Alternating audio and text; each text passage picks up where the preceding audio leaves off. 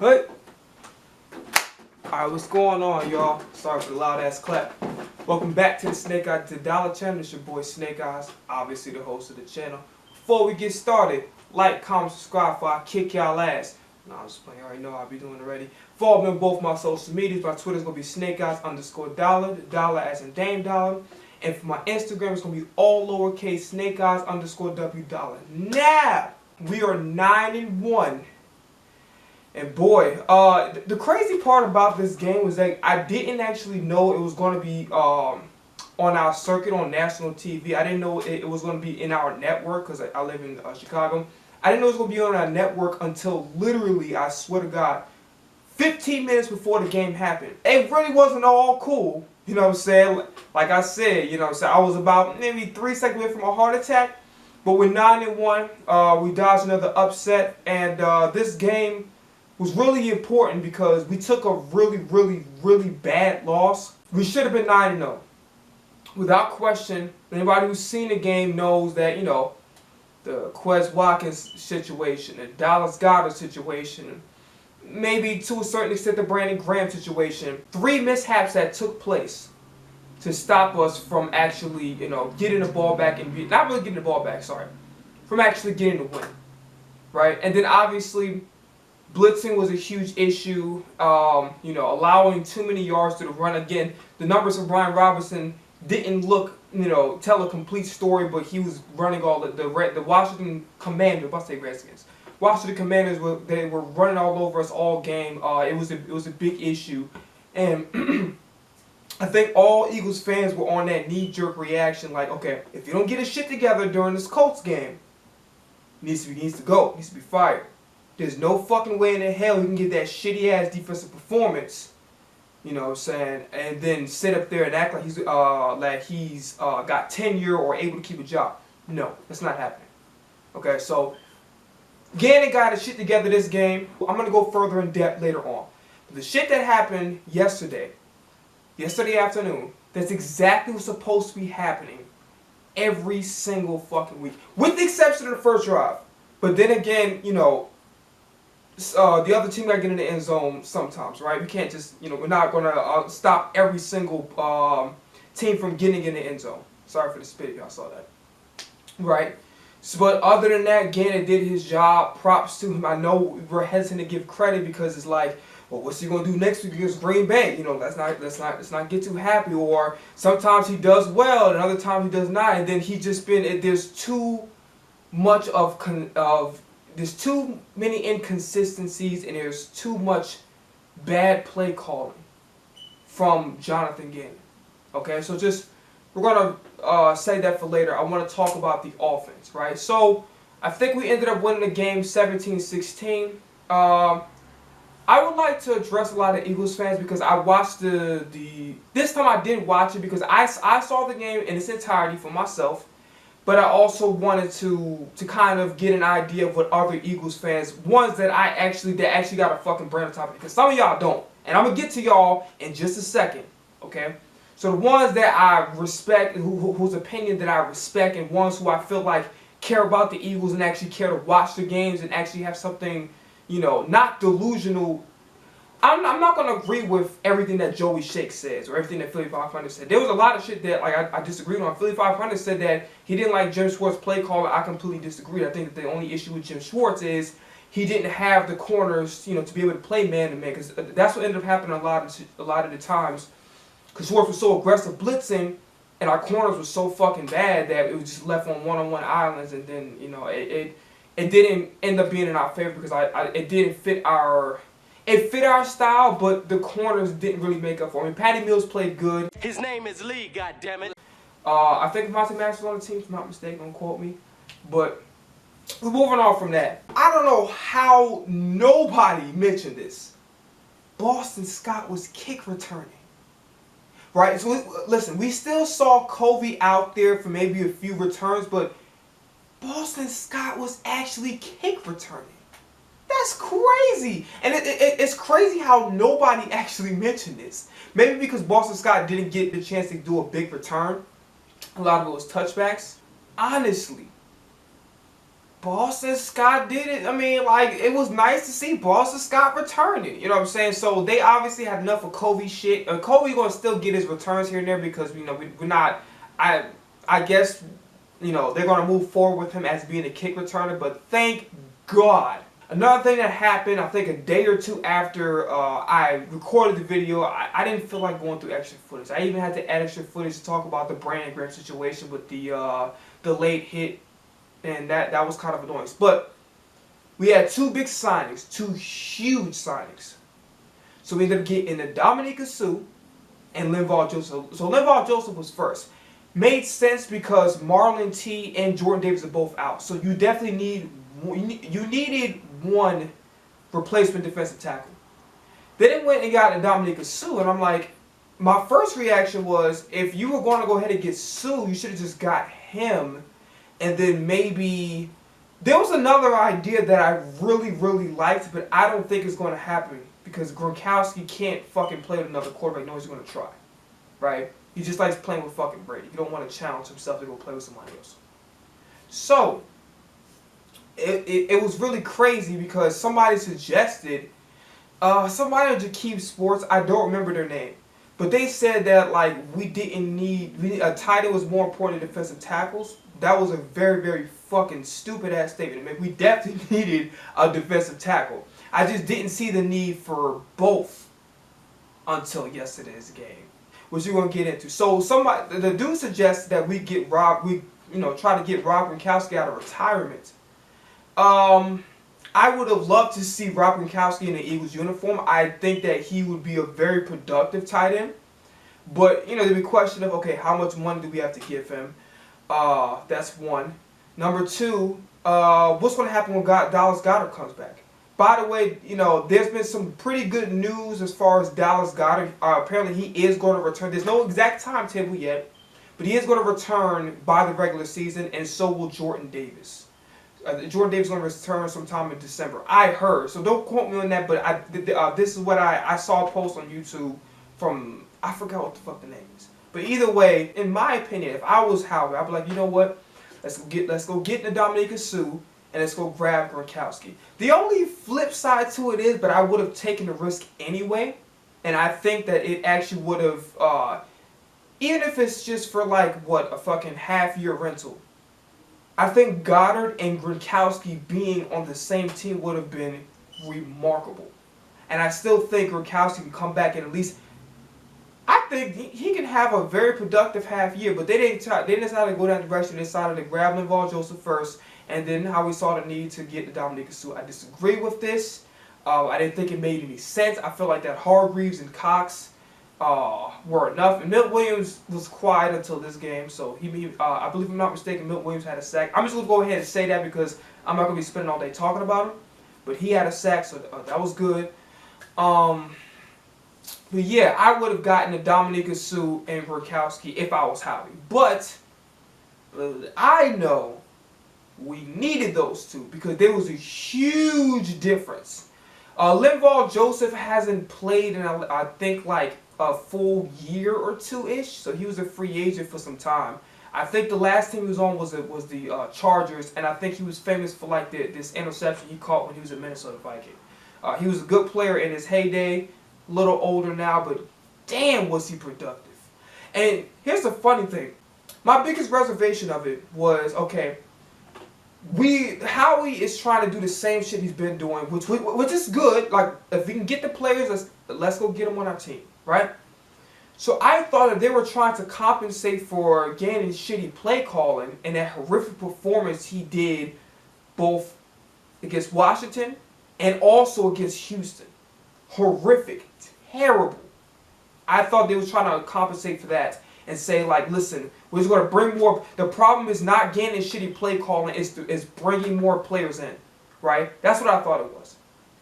But, little to my knowledge, that wasn't the case. I was dead ass wrong. Howie Capone, the gangster, the man, struck again.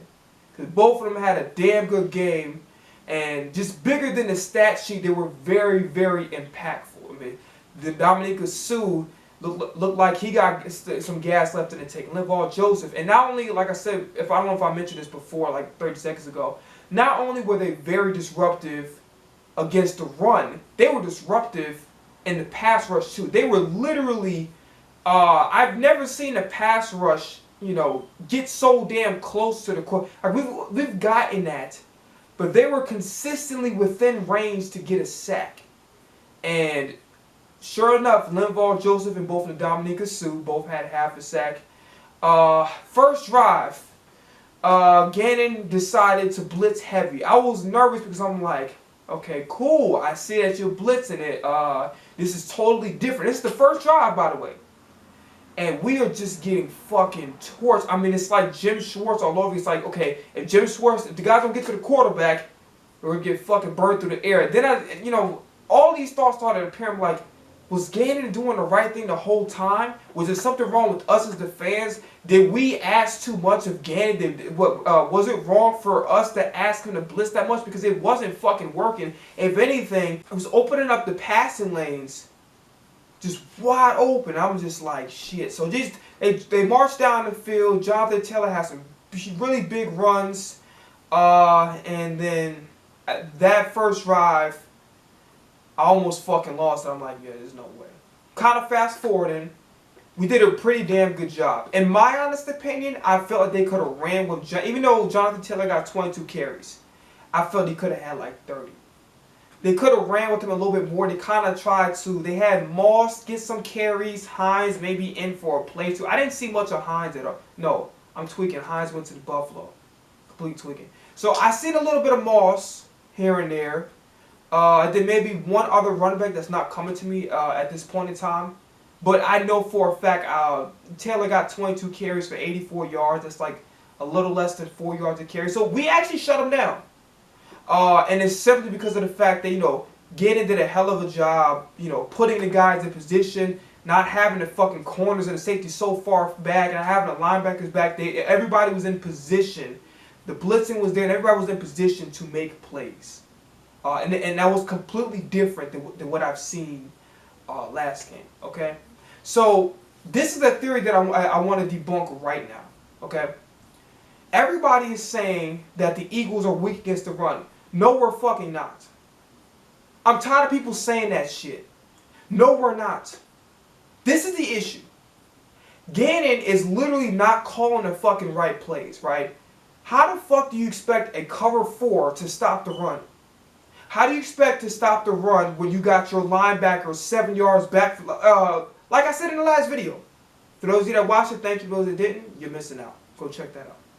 Alright, and it's literally in the playlist. It's literally going to be the last video before this. But anyway, just moving forward. How the fuck do you expect to stop the run? If you got your linebacker 7 yards behind the line of scrimmage, you got your corner safeties all the way fucking back like you know, they're down by 2 touchdowns and there's 2 minutes left in the fourth quarter. Okay? How the fuck do you expect to stop the run? It's not because we're not capable of stopping the run. Let's think about it this way, okay? Let's go back to James Robinson. Look at the numbers on that. Look at the numbers on Dalvin Cook. Okay? Look at what the fuck we did against Ezekiel Elliott and Tony Pollard. Scratch the third quarter. Look at what we did to those guys. And both of those guys are very fucking talented. And Pollard was just running the fuck over teams. I mean, Chicago, and then there was another game. Detroit is the one I'm thinking of. Right? And I didn't get a chance to see the game for the Cowboys and the Vikings. I was kind of busy. But he probably ran over them too. Okay? Because if I'm not mistaken, Ezekiel Elliott was injured. I don't know if I said this shit twice, but there you go. Right? So Ezekiel Elliott was injured. Tony Pollard took over. He did a damn good job. We shut both of them down. And both of them were playing. Both of them were healthy. Okay? So our issue has never been, and listen, shout out to is it Damian Pierce or Damian Pierce? I don't remember, but I'm gonna say Pierce because I don't remember his first name. Pierce is a hell of a running back for a rookie. He's outstanding. He's definitely going to be the future for the Texans. And who knows? He got some big shoes to fill with Arian Foster, but he could very well be the best Texans running back they ever had. We'll see how that. We'll see, you know, moving forward. But other than that, he seemed like he's on the verge of becoming a superstar, and he's only a rookie. Him and Bryce Hall just been going crazy. And this other dude, I think, Walker, the rookie from Seattle, he making some noise too. So overall, just a very good draft class. We're not even talking about the draft class. We're going to talk about the game. So reverting back to that, I'm sick of people coming out with this stupid ass narrative. we can't stop the run. I just gave you 3 fucking examples. 22 carries, 84 yards, the most He had a couple of big runs, maybe 2 or 3 mixed in, but overall, we shut his ass down. There was bodies getting to the ball, stopping him behind the line of scrimmage. The team was working together. They were trying to make tackles. Gardner Johnson, I love the energy, but then again, I don't love it, right? I love that he's fired up. I love that he's aggressive. He's trying to make a statement. That's his personality. And again, that's what we need on the defensive end. We need aggressiveness. But you have to chill out and cool the bet. He's doing some extra shit with Jonathan Taylor that even like outside of me being the Eagles fan, I was kind of scratching my head like, what are you doing? And if you don't scale it back a little bit and try to be a little bit more discreet, you're gonna cost us the game because you're gonna be they're gonna call a penalty on you. So again, love the aggressiveness. I love, the chippiness every now and then. Your players join each other, but be very, very careful. Okay? Be very careful. Don't fuck it up. Okay, so that's with that. So Gardner Johnson, I believe he had 10 tackles. So he actually had a pretty productive game as well. The passing, it was really weird because the stats, I think Matt Ryan had like fucking 230. He was over 200 yards on it for a fact. The second half, he did a really good job when it mattered, stopping it. I like the way Bradbury played. Bradbury played good when, his number was called when it was thrown to his side. Slay got caught a few times with some slants, but I'm not really worried about Slay. I know that when push come to shove, Slay is going to come to play. That rhyme, hey. But look, I'm not worried about him. Josiah Scott gets overhated on like a motherfucker. Everybody wants to talk shit about him. Listen, I understand that in totality, our secondary depth is not really that great. It's not that great. But listen, when you got a player out there who, notoriously is a part of that depth that's not so great, and he comes in and he makes some solid plays, you got to give him his just due, right? Understandable that in totality, we definitely need to beef up our secondary in the future. It's understandable. But Josiah Scott made some plays. We got to give the man his credit when credit's due. Just like how nobody wanted to fucking give Kevon Wallace credit for making that tackle. I'm like, yo, like this man made the best play as an Eagle. And actually, even though they got the first down later on, he made an effort. Let's go give him his credit. So, Eagles fans are fucking weird. And I'm going to explain another thing. When I get to the office, I'm going to talk to y'all about all the shit y'all been talking, but I'm going to hold off on that and stick to the defense, okay? So TJ Edwards, hell of a game. Probably Kaiser White's going to be the guy that has to go just because we got Nakobe Dean, but it's going to be tough to see him go because Kaiser White's a hell of a player. He played great for us. TJ Edwards all over the field. We got to keep him in the building, 100%. Hassan Reddick got a sack, got some pressures here and there. Hargreave was kind of quiet. Malik Williams, like I mentioned before, got a sack. Jonathan Sweat was kind of quiet.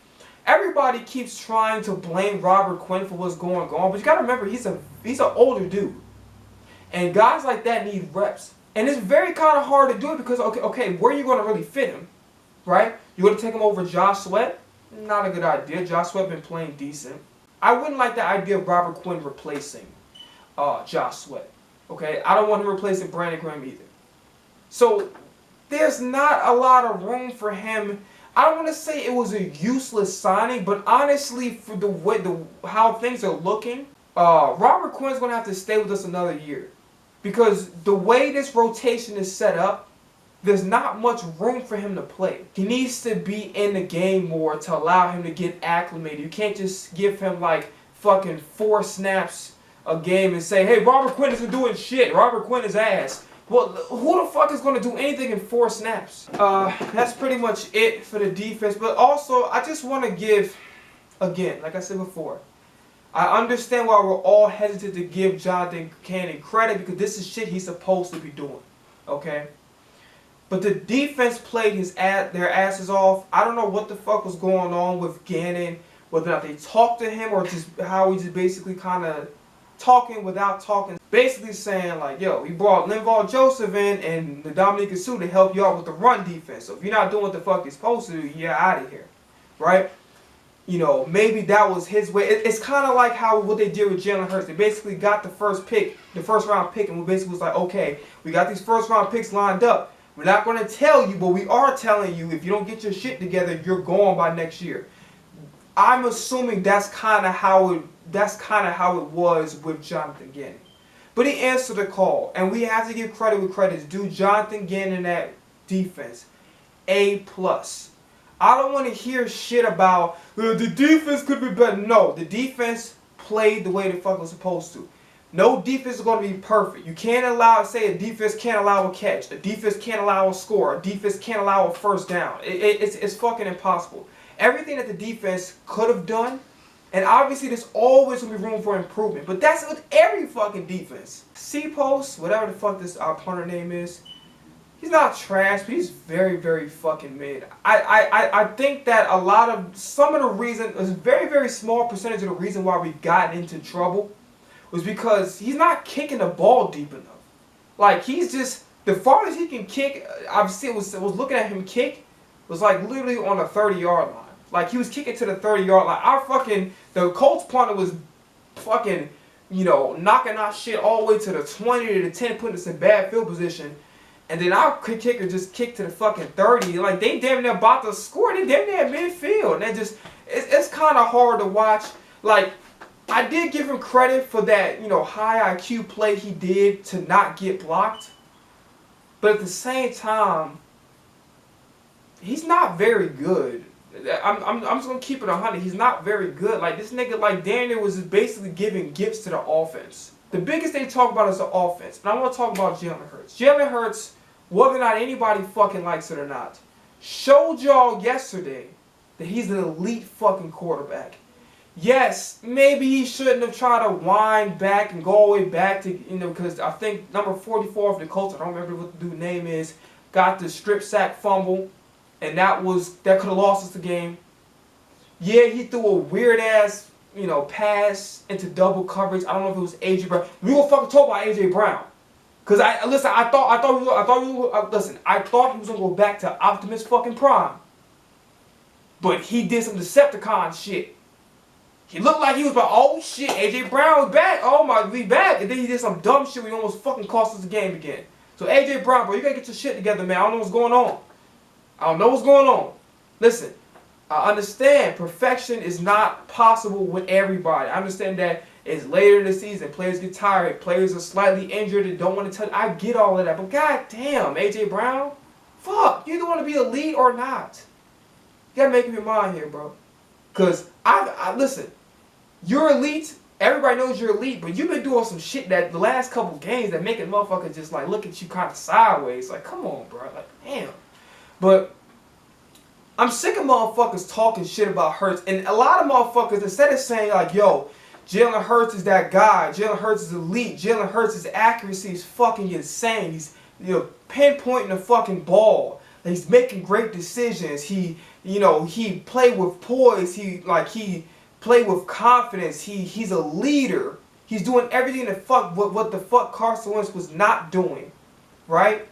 Instead of saying like, yo, I'm proud of this guy for making all the progress from being kind of like borderline trash, not completely trash, but borderline trash last year, to now being, in my honest opinion, the best fucking not better than Mahomes, and then not better than Brady overall, maybe not better than Rodgers overall, but if we're just going to focus on this particular season, and then maybe we're going to say Josh Allen, but Josh Allen been kind of like a little iffy. Every fucking video that I make, y'all always saying shit that's like, I can fucking tell that all y'all niggas did was look at the stat. They be like, okay, he threw for 190 yards, had 86 rushing yards, had only 1 touchdown. Oh my God, he's not doing anything. He had 175 yards last game. He's not doing anything. He hasn't had a 200-yard game in a long time. He's not doing anything. And, you know, I can fucking tell that you're not watching the games. Because if you are, he's showing you he's not just, okay, he made progress. He's showing you he's an elite fucking quarterback. Elite quarterback, elite leader, and all y'all do is talk shit about this man. Okay? Like, literally, being elite doesn't excuse him from making a mistake, right? We can all acknowledge when he made a mistake. There's been a couple games where I've said it on this channel that, you know, the first couple of drives, especially the first drive, he plays too tense and he makes some really, really fucking bad throws that's reminiscent of what happened last year. But Jalen Hurts is an elite fucking quarterback. And he played his ass off that game. He really did. He played his ass off. And he was nowhere outside of maybe the fumble. But you know, players are allowed to make mistakes. Okay? They're allowed to. Now, you know, AJ Brown on the other hand, how many fucking mistakes you're gonna make, right? Like you slipped on a comeback route. You basically got Jalen Hurts intercepted for no fucking reason when you could have actually caught the ball, and then you just fumbled. So how many mistakes are we gonna allow before we start looking at you like really, bro? You know what I'm saying? But Jalen Hurts gotta be allowed to make he gotta be allowed to make a fucking mistake. You can't just hold him to this high expectation like he has to throw for 400 yards every game. He has to throw. He has to complete 100% of his passes. Even though he's actually completing a higher percentage of his passes, not because he's throwing the ball less. It's literally because he's fucking throwing dimes. I mean, he's throwing it, making great decisions with the football, pinpoint accuracy, putting it in the right fucking places. Pause. But you understand what I'm saying? You gotta let Jalen Hurts be human. Okay? I understand. We are a Super Bowl bound team if we stay focused. I get that. But you gotta let this man be human. You gotta let him fuck up a little bit. You can't just hold a standard where every play gotta be a 50-yard bomb. Every play gotta, you know, every possession gotta be a touchdown. It's not fucking realistic. I wouldn't even hold fucking Brady or Rodgers or, you know, Patrick Mahomes to that same standard. It's not fucking fair. Now, a lot of people, Eagles fans, including myself, was very, very frustrated that the offense struggled. And this game was an anomaly because our offense doesn't really struggle. It doesn't really struggle. It's just kind of like we're either too conservative or we're not running the ball enough, but our offense didn't struggle until this game. And, you know, you can say time of possession, but we had, between the Washington game and this game, we had enough possessions. We couldn't finish drives. And then Steichen's play calling, he got to be a little bit more creative. And it all starts with the running. I keep telling motherfuckers this. The Eagles need to take a page out of the Rams' year when they went to the Super Bowl and how they treated Todd Gurley. And what they did with Todd Gurley and how they, you know, Todd Gurley was running over motherfuckers, and then when they utilized play action with Jared Goff. We need to do the same shit. Okay? I'm not saying that Jalen Hurts can't throw the ball. I'm not saying we can't utilize our weapons. That's what we brought him here for. That's why Jalen Hurts is elite. So he can throw the ball down the field and light fucking teams up. I want that. But we got to be smart. And sometimes in order to do that, you got to do the dirty work first. The dirty work is running. Especially when we got a damn good runner. Miles Sanders is a great fucking running back. He's a top... How many fucking times I got to say this? He's a top 10 fucking talent. Just give him the fucking ball. And again, like I said before, Miles Sanders is playing this shit cool because last year he was very vocal and he, you know, showed a lot of emotion when he wasn't getting the ball. We're not giving him the fucking ball at all. 13 carries? And I don't want to hear about, oh, his yards per carry. No. Miles Sanders needs to be getting 20 fucking carries a game. Minimum. I even thought that Indianapolis, like I said before, should have ran the ball more with Jonathan Taylor outside of the fact that, you know, if you're looking at it from a quantitative standpoint, it appeared like they gave enough carries, but they was using these other running backs way too much. For the very first time, we actually were beat. Washington didn't beat us. Texas didn't beat us. Dallas didn't fucking beat us. All the other teams, Jacksonville, whatever the fuck you want to throw in there, Detroit, none of those fucking teams beat us. Arizona, none of those teams beat us. None of them. For the very first fucking time, we got beat. The Indianapolis Colts defense, they came to play. And I know everybody wants to say, Steichen should have did this. We should have ran the ball more. Here's what I will say. Agreed, Miles Sanders not getting the fucking ball, and it's pissing me off. That part is pissing me off. Quez Watkins, who had a touchdown today and did redeem himself, shout out to him. Quez Watkins should have got the ball more. I just don't understand how you have a guy who did so much for you last year and a guy who's capable of doing whatever the fuck he wants to do. And the guys will make your team unstoppable because everybody's going to be focused on Devontae Smith. Everybody's focused on AJ Brown. When you got a guy who can fucking hoop on his own, and we got a jewel, a diamond in the fucking rough playing Our third wide receiver, we got to put him to use. And Zach Pascal can play too. Okay, and I also want to talk very briefly about the penalties. Stall caught a pass or two. Calcaterra, didn't see much of him outside of the fucking penalties. I don't get that. Tyree Jackson had a penalty. The offensive line with some false starts. So the new booties that came in, Calcaterra, Tyree Jackson, they just need more time to be with the offense. But the penalties were an issue. And especially were an issue in that first half. 100%. I'm not going to deny that. The first half, the penalties, it was fucking ridiculous. It was literally killing our drive. It's like, you know, Jalen Hurts do the best he can to like go pick them yards back up, but like your offensive line's false start and your tight ends is doing, I don't know what the fuck they doing. An eligible man down the field with Kelsey, high snap with Kelsey. So it was some really suspect play and undisciplined play from the offense, but that was only really a first half problem. Okay, it still mattered, but it was really only a first. I would say maybe for a couple of possessions, a couple of series. Not only would I attribute some of our struggles, but in reality, I just feel like that Indianapolis just had our fucking number. They just really did. They had our number. And it wasn't on Jalen Hurts much as motherfuckers, stupid motherfuckers want to say that. And I'm sorry, I'm going to call shit the way it is. If you say that Jalen Hurts was the reason why our offense struggled, you're a fucking idiot. And you didn't watch the game.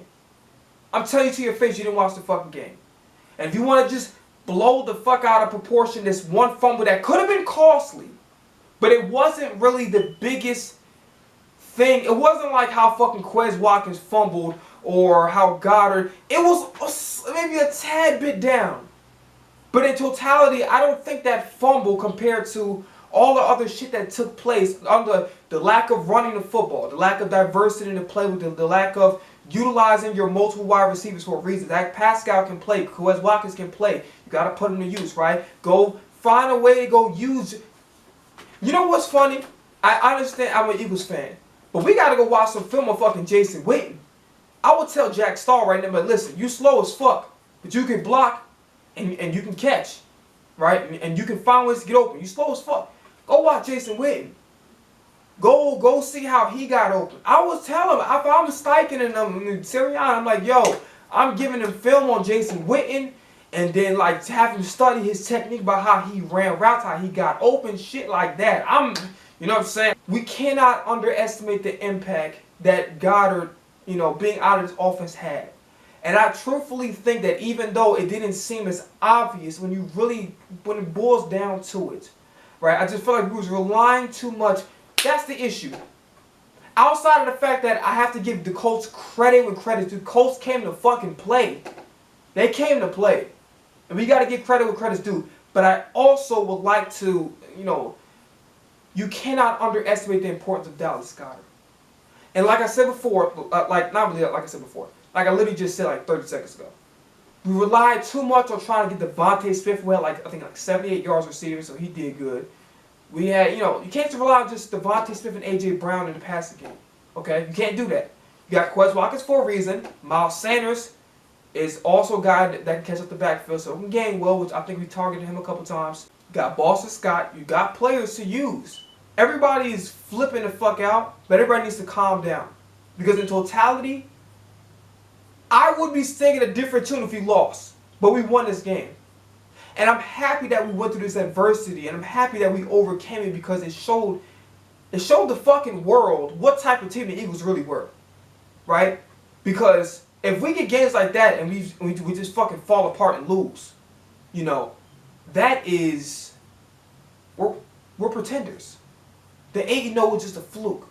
We just happen to have a hot year, but when we struggle early and we fuck up early and we have to dig ourselves out of holes, get buried alive, and we gotta dig ourselves out of it. We gotta get fucking dirty. Like some of what fucking Linval Joseph said, but you know, talking about balls hanging, whatever. Pause. But like you listen, get my point, okay? At the end of the day, great teams know what the fuck to do when we face adversity. I'd rather us face adversity now than in the fucking playoffs, which there's going to be some adversity, but I'd rather us get prepared for that now. Struggle a little bit, fuck up, make mistakes, learn from those mistakes, right? Have games where we're not doing so hot, but we got ugly wins. I like those type of games because now we get to the playoffs and we get this game like we're not like, oh, I don't know what to do, I don't know what to do. What do I do? What do I do? Do I hike the ball? What do I do? What do I do? I look to the refs, I look to the coach. What do I do? Right? Instead of doing that, we're ready to go because we've been down the road before. We've been struggling. So I will be making another video with the Packers next week because we got. And listen, Packers are struggling, but I'm telling you right now. If we think we're going to sit up there and sleep on Aaron Rodgers and Aaron Jones and that dude Dylan and sleep on that dude Christian Watkins and Christian Watson, whatever the fuck his name is, and sleep on Lazarus, I'm telling you right now, it's going to be a long-ass day. And that defense, they got some good players. They got Jair Alexander. I don't remember what other passers they got, like the Preston Smith. They got some players. So we can't sleep on this team. We got to come ready. Because Aaron Rodgers know how to flip that switch. Really, the problem with Aaron Rodgers is that they don't have any receivers. That's really the big issue. They don't have an elite receiver, and that's the problem. Okay, but I'm telling you right now, we have to be focused. That's all I got to say. That was pretty much it for the game. That's what we got. That's what we need to do against the Green Bay Packers, which I will be doing a video of. And even though I probably will be dead fucking tired, I'm gonna do the best I can on Sunday Night Football to watch the game. It's tired. I'm gonna give y'all a video, and after that, I'm not giving another video until after we face the Cowboys the second time. So I'm taking a break from that shit. Brother got big dreams, but don't have a big bank account. Can't fucking talk. I need y'all to help brother out. You know what I'm saying? Go hit that GoFundMe link in the description. Go stream Roll the XXL if y'all haven't. Alright? And let's enjoy the fact that we're 9-1 and stop bitching and stop nitpicking on everything. We had a hard-fought game. Let's go appreciate it that the Eagles are 9-1. Alright? Fly Eagles 5. We out of here. Peace. Alright?